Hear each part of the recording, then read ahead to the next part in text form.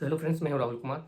जितने भी लोग रेलवे एनटीपीसी ग्रेजुएट लेवल या अंडर ग्रेजुएट लेवल की तैयारी कर रहे हैं उनका एक ही कहना है कि भाई जो मॉक टेस्ट लगा रहे हैं उसमें कम मार्क्स आ रहा है, इससे कॉन्फिडेंस लूज हो रहा है। क्या करें, इसके बारे में कुछ बताइए। तो आज के इस वीडियो में आपको मॉक टेस्ट की कहानी बताने वाले हैं, ठीक है, कि आपको कब मॉक टेस्ट लगाना चाहिए, मॉक टेस्ट क्यों लगाना चाहिए। और मॉक टेस्ट बहुत सारे लोगों ने ये भी पूछा है कि मॉक टेस्ट ऑनलाइन लगाएं या ऑफलाइन लगाएं। अभी ऑफलाइन लगा रहे हैं तो क्या इससे कोई दिक्कत होगा क्या, पूरा डिटेल में बताएंगे। वीडियो में अंत तक बने रहना, नए हो तो चैनल को जरूर सब्सक्राइब करना, ठीक है। तो चलो वीडियो स्टार्ट करते हैं।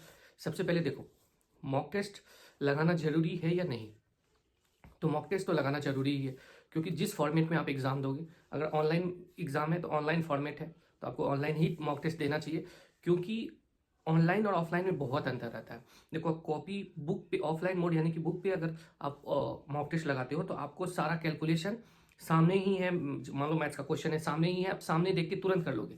लेकिन क्वेश्चन को स्क्रीन पे पढ़ना, उसको समझना, फिर वहां से क्वेश्चन को दिमाग में रखना, नीचे सॉल्व करना, तो ये एक प्रैक्टिस का कहानी है, ठीक है। जो लोग नए होंगे, अगर पहले से ऐसा नहीं किए होंगे, मतलब ऑनलाइन टेस्ट नहीं दिए होंगे, तो उसको थोड़ा सा एग्जाम में दिक्कत हो सकता है, 5-6 क्वेश्चन कम बन सकता है, ठीक है। तो कम से कम आप जो भी एग्जाम देने के लिए जाते हो, वो जाने से कम 30 से 40 मॉक टेस्ट तो आपको लगा के जाना ही चाहिए, नहीं तो दिक्कत होगी।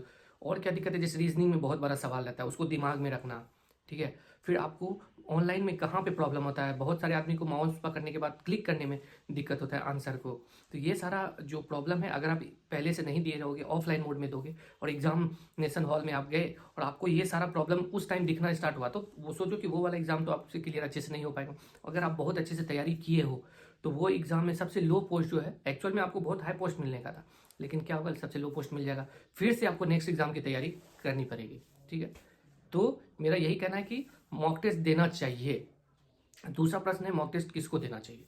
अभी देखो, बहुत सारे ऐसे होंगे कि बिगनर होंगे जो कि अभी इंटर लेवल का फॉर्म फिल किए होंगे या ग्रेजुएट लेवल का फर्स्ट टाइम फॉर्म फिल किए होंगे, वो उतना पहले से तैयारी नहीं किए, ठीक है। उनका रीजनिंग भी जो सब्जेक्ट है, जो सिलेबस है रीजनिंग का या मैथ का या जीके का, तीनों में से कुछ भी कंप्लीट नहीं है, इवन उसका 50% भी कंप्लीट नहीं है, तो उसको मॉक टेस्ट नहीं ही लगाना चाहिए। मॉक टेस्ट अगर आप लगाओगे तो आपको कम मार्क्स आएगा, फिर आपके अंदर कॉन्फिडेंस लूज होगा, आपको लगेगा कि ये वाला एग्जाम मेरे से नहीं हो सकता, नेक्स्ट एग्जाम जो आएगा उस वो निकाल लेंगे।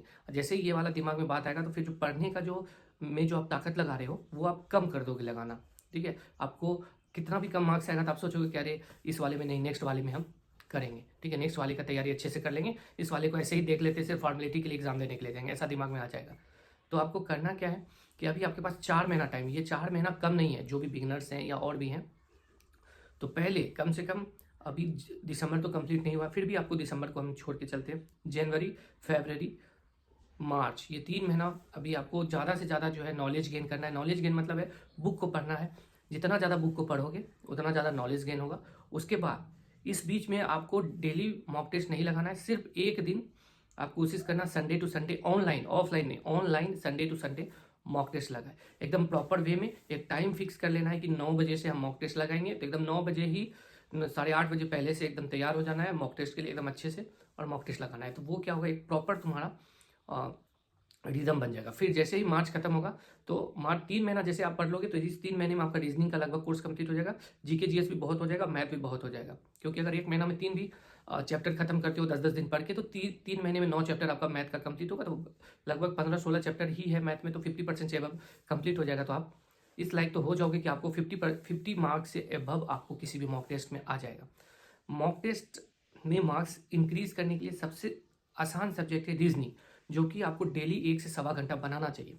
रीजनिंग 1 से 1.25 घंटा बनाओगे तो आपका दिमाग भी साफ होगा, कोई भी डिसीजन मेकर बनोगे। आप ही सोच देखो, रीजनिंग नॉर्मल लाइफ में कुछ भी उसका यूज़ नहीं है, नॉर्मल एग्जाम में, नॉर्मल जब आपका नौकरी लग जाएगा तो उसमें रीजनिंग का कुछ यूज़ नहीं है। लेकिन रीजनिंग क्यों पूछा जाता है, रीजनिंग से क्या होता है कि हमारा दिमाग जो है डिसीजन मेकर हो जाता है, तुरंत किसी भी चीज़ का डिसीजन ले लेते हैं। आप देखो कि रीजनिंग के एक सवाल बनाओगे तो उसमें 10 तरीका आपको सोचना पड़ेगा, तब जाके वो सवाल बनता है। तो ये प्रैक्टिस होता है, तो इस प्रैक्टिस को हम डे टू डे लाइफ में यूज़ करते हैं, तब इसलिए रीजनिंग पूछा जाता है किसी भी एग्जाम में। तो आपको रीजनिंग डेली बनाओगे। रीजनिंग बनाने से क्या होगा कि आप मैथ्स का भी कुछ पोर्शन, अगर आपसे सवाल नहीं बन रहा है एग्जामिनेशन हॉल में, अगर रीजनिंग अच्छा है तो आप रीजनिंग लगाओगे, मैथ में भी एक ऑप्शन के थ्रू छांटने का कोशिश करोगे। फिर जीके नहीं आ रहा है तो उसमें भी ऑप्शन के थ्रू छांटने का कोशिश करोगे। तो रीजनिंग बनाना इसलिए बेहद जरूरी है, इसलिए रीजनिंग जरूर बनाना चाहिए। और रीजनिंग 30 मार्क्स का आएगा, मैथ भी 30 मार्क्स का आएगा, 40 मार्क्स का जीके जीएस है। सबसे कम टाइम में जो मैक्सिमम स्कोर देगा आपको वो है रीजनिंग, इसलिए रीजनिंग को पकड़ के रखो, ठीक है। तो ये हो गया, आपको बता दिए कि मॉक टेस्ट किसको लगाना चाहिए और मॉक टेस्ट क्यों लगाना चाहिए, तो वो भी आपको बता दिए। अगर जिसका, अब बताते कि डेली कौन लगा सकता है मॉक टेस्ट, जिसका कि लगभग 60% से एबव आपका कोर्स कंप्लीट हो गया है, फाउंडेशन बैच कंप्लीट हो गया है, मतलब जिसका रीजनिंग लगभग बना पाता है, मैथ में 70-80% क्वेश्चन सॉल्व कर देता है, जीके में 50-20% क्वेश्चन सॉल्व कर पा रहा है, तो उसको डेली मॉक टेस्ट लगाना चाहिए, या फिर अल्टरनेट डेज में मॉक टेस्ट लगाना चाहिए, या फिर आज मॉक टेस्ट लगाए, ठीक है, कल उस मॉक टेस्ट का पूरा सॉल्यूशन देखें कि कैसे कैसे इस मॉक टेस्ट में आपको कम स्कोर आ रहा है, तो क्यों आ रहा है, किस चीज़ मैथ का कौन सा पोर्शन में बार बार गलती हो रहा है, ठीक है। देखो, मॉक टेस्ट सिर्फ बनाना मेन नहीं है, मॉक टेस्ट को एनालिसिस करना बहुत मेन है, ठीक है, बहुत ज़्यादा। हम लोग करते क्या है कि मॉक टेस्ट बनाते जाते उसका एनालिसिस नहीं करते। सबसे इंपॉर्टेंट है एनालिसिस करना। और मॉक टेस्ट जब भी बनाओ तो कोशिश करो तुक्का कभी नहीं लगाने का, एकदम। एग्जामिनेशन में आप तुक्का लगाना, लेकिन मॉक टेस्ट में एकदम तुक्का मत लगाना। जो एकदम 100% है वही कोशिश करना आंसर करने का, जो नहीं जानते तो उसको छोड़ देना। इससे क्या होगा, जो स्कोर आएगा वो आपका जेन्युइन स्कोर रहेगा। अगर आप 10 क्वेश्चन 15 क्वेश्चन तुक्का मारोगे, आप सोचोगे कि अभी तो एग्जामिनेशन हॉल एग्जाम तो नहीं है, इसमें मार देते तुक्का, और उसमें से 5-7 क्वेश्चन आपको ऐसे ही गलती होते जाएगा, तो फिर वही होगा कि आपको जो जेन्युइननेस का पता नहीं चलेगा कि आपको एक्चुअल में कितना स्कोर आ रहा है। तो फिर होगा क्या कि आपको मान लो आ रहा है नॉर्मली 65, तुक्का मार के हो जा रहा है 70, तो आपको लगेगा कि 70 हो रहा है, लेकिन एग्जामिनेशन हॉल में गए तो कुछ और हो गया। तो इसलिए तुक्का नहीं लगाना है जब भी होम, मतलब रूम पे बनाओ। अब बहुत सारे लोग पूछेंगे कि ऑनलाइन किसका मॉक टेस्ट ले, तो देखो अभी सब लोग जानता है कि टेक्स्ट बुक का ऑनलाइन मॉक टेस्ट है। टेक्स्ट बुक का अगर आप मॉक टेस्ट लेते हो तो बहुत फायदेमंद है। आपको स्क्रीन पे दिखाएंगे, लेटेस्ट कुछ ऑफर आने वाला है उसका टेक्स्ट बुक का, तो स्क्रीन पे लगा देंगे, आप देख लेना। और मेरे हिसाब से तो पूरा ऑल इंडिया का सारा लड़का जितने भी एसएससी सीजीएल की भी तैयारी करे, सब लोग टेक्स्ट बुक का ही मॉक टेस्ट लेता है। तो आप भी टेक्स्ट बुक का एक मॉक टेस्ट जरूर लो, 400 से 500 रुपया लगेगा, और शायद ऑफर भी दिया है या फिर स्क्रैच कार्ड भी है उसमें, क्योंकि अगर आप लेते हो तो उसमें 12% डिस्काउंट आपको मिल जाएगा। 13 दिसंबर से वो स्टार्ट है, ठीक है। तो आप मेरे को जो भी लेने वाले होंगे, हम अपना डिस्क्रिप्शन में वो लिंक डाल देंगे, वहाँ से आप परचेज कर लेना। तो आपको 12% का शायद डिस्काउंट मिलता है, ऐसा डिस्काउंट मिलेगा। और उसका कुछ ये है, कोड है, वो कोड को यूज़ करना। वो कोड हम सारा डिस्क्रिप्शन में लिख देंगे कि आपको क्या क्या यूज़ करना है, नहीं करना है, ठीक है। तो वहाँ से जाके मॉक टेस्ट ले लेना। देखो मॉक टेस्ट क्या है, 500-600 रुपया के लगभग में आपको 400 से 500 के बीच में 1 साल तक का देगा। और सारी एग्जाम का लेना, उसमें जो है प्रीवियस ईयर क्वेश्चन भी है आपका, बहुत सारा डिस्क्रिप्शन भी बहुत अच्छा है। आप लगभग लोग तो मॉक टेस्ट ले ही लिए होंगे टेक्स्ट बुक का, तो उसमें देखना। टेक्स्ट बुक का क्या है कि जैसे आप कहीं जा रहे हो, आपको लग रहा है कि आपका टाइम पास हो रहा है, मान लो ट्रेन से कहीं जा रहे हो, तो देख के 10 क्वेश्चन पॉलिटी का बना लिए, या फिर पॉलिटी आप कर रहे हो तो चैप्टर वाइज भी है उसमें, तो बना लिए। लेकिन हाँ, ऑनलाइन के साथ साथ आपको बुक भी होना बहुत जरूरी है। ऐसा नहीं कि आप किसी, बहुत सारे लोग आजकल पीडीएफ से पढ़ने के बारे में सोचते हैं, पढ़ते भी हैं, तो उनसे दिक्कत यही होता है कि पीडीएफ से आप पढ़ोगे तो जो मान लो कोई चीज़ आपको दिक्कत हुआ तो वो आप लिख नहीं पाओगे, अंडरलाइन नहीं कर पाओगे, उस जगह कुछ आप जोड़ना चाहते हो तो वो तो मोबाइल में है, वहाँ पे आप ऐड नहीं कर पाओगे। तो इसलिए हो सकता है पीडीएफ है तो उसका आप जीरोक्स कॉपी निकाल के अपने पास रख लो, लेकिन आपके पास हार्ड कॉपी होना बहुत ज़रूरी है, नहीं तो बहुत दिक्कत हो। हार्ड कॉपी होने से बहुत ही फ़ायदा, बहुत बहुत बहुत ज़्यादा। पीडीएफ से पढ़ना उतने फ़ायदेमंद नहीं है, बहुत दिक्कत होगा, ठीक है। तो ये हो गया मॉक टेस्ट। देखो मॉक टेस्ट का जो रियल स्टोरी है, जो हम लोग गलती करते वही करते कि मॉक टेस्ट बनाते जाते उसका एनालिसिस नहीं करते।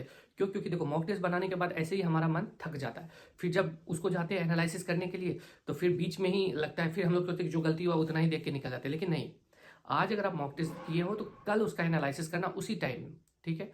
जैसे ही उसी टाइम एनालिसिस करोगे तो वो एक तरह से आपका पक्का हो जाएगा, आपको याद भी हो जाएगा। और जब भी एनालिसिस करना तो ऐसा नहीं कि सिर्फ जो गलती हुआ है उसी को करना, नहीं।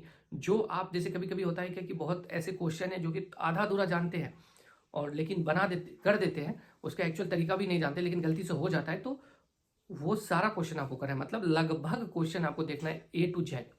उससे क्या होगा कि आप एक नया तरीका भी देखो बनाओगे, क्योंकि उसमें सॉल्यूशन भी दिया रहता है, एक नया तरीका भी जानोगे, और जो भी चीज़ आप देखोगे आपको पूरा याद होगा, ठीक है। एक जो सेलेक्टेड स्टूडेंट की तरह पढ़ना है, और ऐसा नहीं कि सिर्फ पढ़ना है। देखो पढ़ाई दो तरह से होता है, एक सिर्फ पढ़ना है, एक पढ़ना है, ऐसा वाला होता है। तो आपको अच्छे से करना है।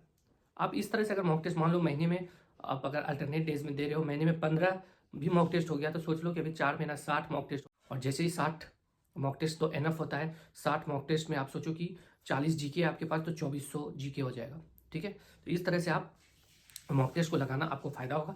और एक चीज़ लास्ट में जाते जाते आप लोगों के साथ शेयर करना चाहते हैं, बहुत सारे लोगों को पिछली वीडियो में बताए थे कि आपको कम से कम एमटीएस और एएलपी का क्वेश्चन देखना चाहिए जो भी, क्योंकि हाल फिलहाल में एमटीएस और एएलपी का एग्जाम कंडक्ट हुआ था, उसका आंसर की भी आ गया है और मेरे पास उसका पूरा पीडीएफ है। मेरा जो चैनल है राहुल A1 मैथ्स टेलीग्राम पे, उस पर डाल के रखे हैं। बहुत लोग जो वीडियो देख रहे हैं, अगर वो क्वेश्चन नहीं आप निकाले हो तो वो निकालना, उससे आपको बहुत फायदा होगा। उसका रीजनिंग कोशिश करना डेली बनाने का और जीके उससे याद करने का। और वो जीके याद करोगे तो आपको एक चीज़ और है कि आपको करंट मिलेगा, करंट का आइडिया आएगा कि टीसीएस करंट कहाँ से पूछ रही है। जीके पढ़ोगे तो उसे करंट निकाल के अलग से कॉपी में रखना, और जो इंपॉर्टेंट आपको जीके लगता है वो भी अलग से करके रखना, वो आपको बहुत फायदा करेगा। एएलपी और एसएससी एमटीएस का, फिर कुछ दिन में आपको एसएससी सीजीएल का भी दे देंगे, और वो भी आप देख लेना। इतना चीज़ अगर एसएससी सीजीएल हो गया, एमटीएस हो गया, फिर उसके बाद अभी से करते जो आरपीएफ एसआई का एग्जाम हो रहा है उसका क्वेश्चन आपको प्रोवाइड करा देंगे। एक पीडीएफ है उसमें जितना भी एमटीएस का एग्जाम है सब है, एक पीडीएफ है उसमें जितना भी एलपी का एग्जाम है वो सब है, फिर सीजीएल का भी देंगे। पहले ये दोनों आप करो। ये दोनों इसलिए करने के लिए बोल रहे हैं कि टीसीएस कंडक्ट करा रही है एग्जाम, ऐसा नहीं कि उसके पास बहुत सारा क्वेश्चन बना पड़ा है, ठीक है, उसके पास भी सब चीज़ का लिमिटेशन है। इसलिए बहुत चीज़ जो टफ चीज़ है वो मतलब रिपीट करता है इस एग्जाम में, या फिर क्या करता है कि उस एग्जाम का थोड़ा सा न्यूमेरिकल चेंज कर देगा, नंबर चेंज कर देगा। मान लो मैथ्स का कुछ क्वेश्चन का खाली नंबर चेंज कर देगा, ठीक है। हम लोग भी ऐसे ही करते थे कि जो लेटेस्ट एग्जाम हुआ है 2 महीना 4 महीना पहले, उसका सारा क्वेश्चन अपने पास अवेलेबल करा के रखते थे। जैसे अभी देखो, अभी भी है मेरे पास एमटीएस का, और उससे क्या होगा कि कम से कम जो क्वेश्चन, अगर कुछ 5 क्वेश्चन भी मान लो, 100-200 क्वेश्चन, 700-800 क्वेश्चन पढ़े और उससे हमको 10 क्वेश्चन आ गया तो उससे अच्छा क्या है, ठीक है। इसलिए जितने भी लोग हैं, न्यू कमर या जो भी है, SSC MTS ALP RPF SI का तो अभी एग्जाम चल रहा है, एसएससी सीजीएल का कम से कम जीके और रीजनिंग जरूर बनाना, वो आपके लिए बहुत फायदेमंद होगा। मैथ्स नहीं भी बनाओगे तो चलेगा, ठीक है, मैथ्स नहीं भी बनाओगे तो चलेगा, लेकिन देखना इजी इजी कोई मैथ्स मिलता है। एमटीएस का तो मैथ्स आपको मैथ्स भी बनाना चाहिए, क्योंकि उसी लेवल का क्वेश्चन आपको एग्जाम में पूछेगा, ठीक है। और भी कुछ आपको दिक्कत लगता है तो कमेंट करना, टेलीग्राम से जुड़ो। टेलीग्राम पे हम ज़्यादा कुछ इधर उधर नहीं करेंगे, बस जुड़ने के लिए बोल रहे हैं। जो इंपॉर्टेंट चीज़ है, लेटेस्ट एग्जाम का क्वेश्चन वो वहाँ पे डालते रहेंगे, ठीक है। चलो बाय।